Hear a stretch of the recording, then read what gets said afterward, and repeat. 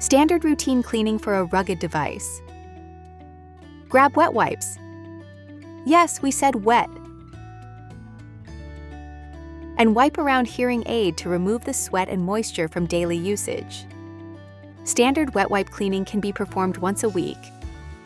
Now remove the ear tip.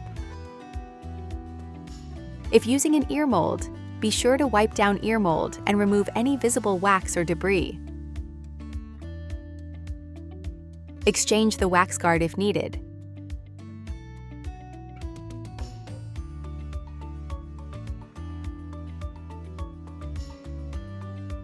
If using an ear tip, be sure to put on a brand new one.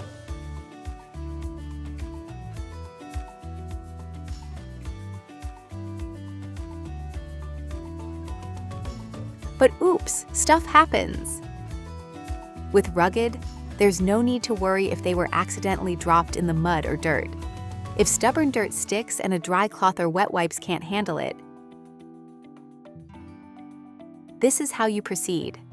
Rinse and rub off dirt under slow-running tap water for 20 seconds.